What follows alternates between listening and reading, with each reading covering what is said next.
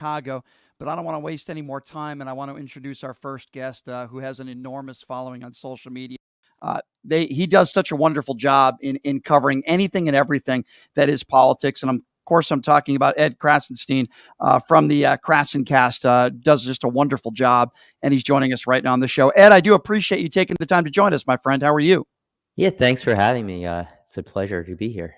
Appreciate you being here, my friend, and so many questions to get to in a short period of time. As a whole, I just wanted to ask you your impression of last night's DNC convention day one. How would you put it, and what were your thoughts on it? I thought it was great. I thought it was very high energy. I think Hillary did a great job, and I mean, everybody was waiting for Joe Biden to speak, and you could tell with that 4-minute applause of him. Um, People wanted to hear him speak. People love Joe Biden. Like there's a lot of talk about people wanting him to step down, and while I think that's true, I think those people who wanted him to step down wanted him to do so out of love. I think they actually do care about him and care about the party in general. So to say that the people who want him to step down don't care about him or love him, it would be absolutely wrong. I think that's something that right's trying to push, is like, oh, nobody actually likes Joe Biden, but that's definitely not the case. People love Joe Biden. Agree 100%. Speaking of what the right perceive as things, let's talk a little bit about Ashley Biden. I thought she did a wonderful job introducing her father. It was a nice moment they had, embracing one another. He got emotional. But all the right-wing conspiracy theories about how he sexually abused her as a child, I mean, what would you say to all those people on the far right that have been pushing these conspiracy theories for years? Yeah, they grasp onto any little thing they can get, and then they create these entire stories that are not based on fact. And we saw that with the Hunter Biden laptop. We saw with them trying to claim that Joe Biden was somehow doing illegal business with foreign governments while he was in office, which they never actually showed evidence of that. And you saw it with Ashley Biden's diary, in which he said, showers were probably inappropriate, looking back at it from an adult's perspective. And somehow that becomes Joe Biden assaulted her, Joe Biden raped her, which is just ludicrous. Obviously, this woman loves her father and believes he was, as she's put it, an OG dad. Right. Exactly. And I thought that was, I thought another moment for me, and I want to talk to you about this, was, they're talking a lot about abortion, and rightfully so, because we know what these far right Republicans want to do. And we know what Donald Trump sadly accomplished in overturning Roe versus Wade. At the RNC convention, Ed, I don't think they mentioned abortion once. I don't remember one person bringing it up.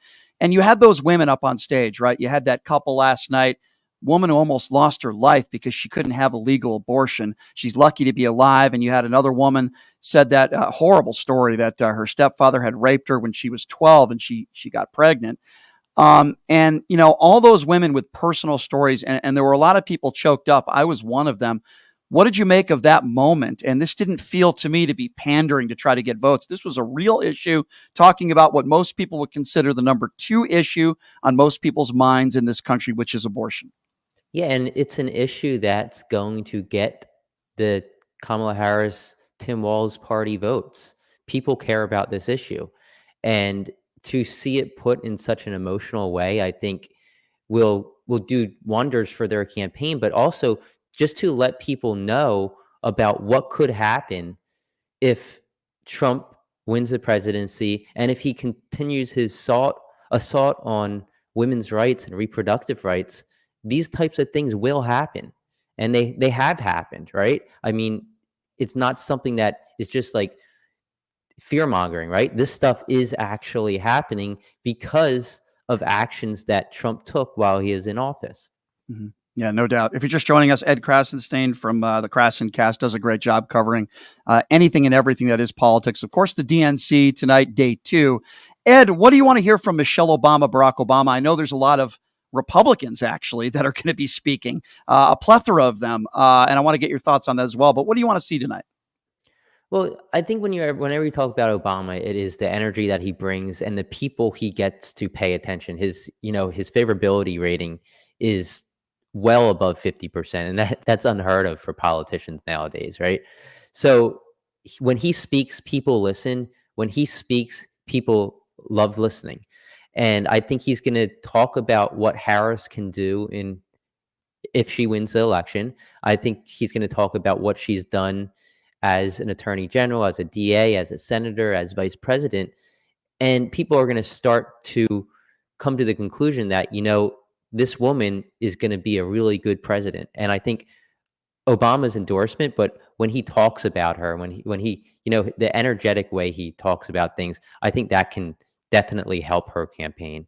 And same with Michelle. Mhm. Michelle, I think her favorability is even higher than Yeah. Barack. So I think these are two people on the left who have high favorability, even from people in the middle and people on the right to some extent. Ed, there are so many distinctions you could make just from last night to the Republican National Convention. I know we both put up kind of similar images where you see deport, that they want to deport people. And on day one of the RNC, you see these people holding up signs wanting to deport everybody. And then on the other side, like last night, images of, chanting USA, USA, positive stuff. You don't see let's go, you see let's go Brandon shirts and Confederate flags at these rallies, that I've been to, sadly, these Trump rallies that I go to. And then when I go to a Harris rally, for example, last week in Vegas, it was all positivity, people having a good time. There were no vulgarities.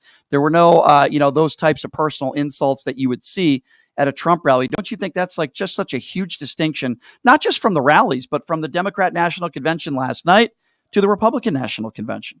Yeah, and I think Biden tried to do this when he first launched his campaign, but the issue with that is that he tried doing it with the exception of MAGA Republicans, assuming that people would ditch Donald Trump and assuming that you could clearly draw a line to delineate MAGA Republicans from regular Republicans. So he kind of demonized MAGA Republicans, right? But it turns out that virtually all Republicans now, not all, but I'd say like 95% of them are MAGA Republicans. So that unity message didn't really hold up in the long run. Whereas I think Kamala Harris gets a reset on that. And I think Yeah. she's taking full advantage of that. And she's Mhm. trying to unify the nation. And she's not stipulating, everybody but MAGA Republicans. She wants to be president for everyone, whether you like her, whether you don't. She's going to be your president. And I think the positive message is something that young voters, people who haven't really been following politics, are going to identify with, whereas Trump's negative politics and his gloomy, sad, depressing message of American doom is not going to identify. People aren't going to identify with that. At least not people who don't follow him on an everyday basis or who don't really identify one way or another politically. Yeah. So I think he has a Non-cultists. chance. Yeah, exactly. Yeah, no, I'm with you at 150%. What do you make of staunch Republicans, Jeff Duncans of the world, the Adam Kinzingers of the world? You have somebody that was, worked for Mike Pence in that administration that's going to be speaking. A lot of Republicans, a good amount of them at least, are going to be speaking. You have a mayor in Arizona who's going to be speaking, who's a staunch Republican, will be voting for Kamala Harris. This has got to be damaging to Donald Trump. What do you make of this? Yeah, I mean, it has to be. But I feel like MAGA, at least the most close supporters to Trump, really don't care anymore, right? Anybody who goes against Trump or has something negative you say about Trump automatically gets labeled as a rhino, Republican in name only, when in reality, those are actually the Republicans of our father and grandfather. Those are the original Republicans, whereas Trump is this new type of Republican, labeling them as rhinos, Republicans in name only. So it should have an effect on independent voters. I think it should have an effect on people who are, not typical voters, but might want to vote this election. Will it have an effect on MAGA Republicans? I don't think much, but I guess we can only wait and see for sure. That is true. A couple more quick questions for you, Ed, and we do appreciate your time. I want to ask you about the breaking news. I guess it's sort of breaking news.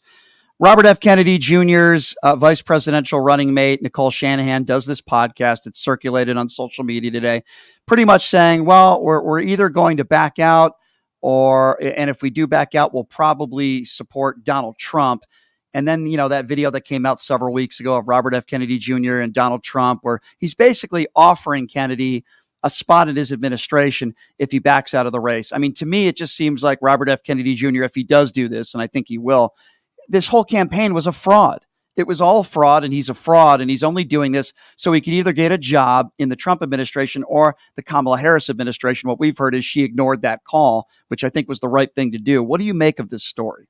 Yeah, I mean, it's really pathetic if he actually did call Kamala Harris to seek a job with her, and he's going to determine who he supports based on who's going to give him a job, right?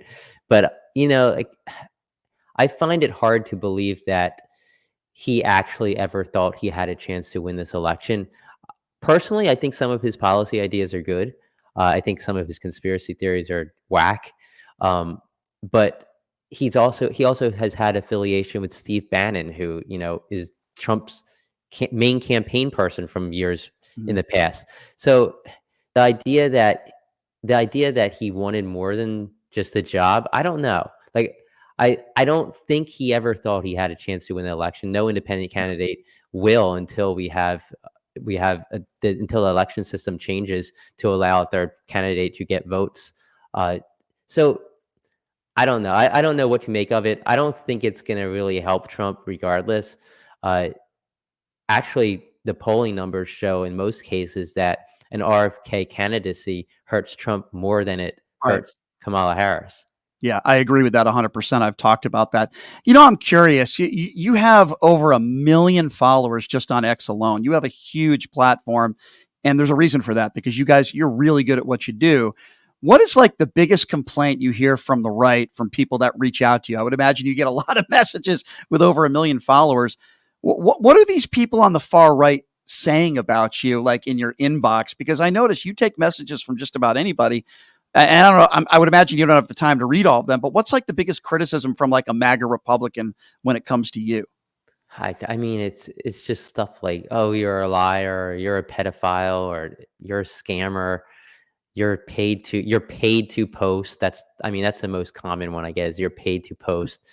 And then they take this parody video we made from years ago where Brian says just joking at the end and says, "See, it's on video. You're claiming that you're paid to post."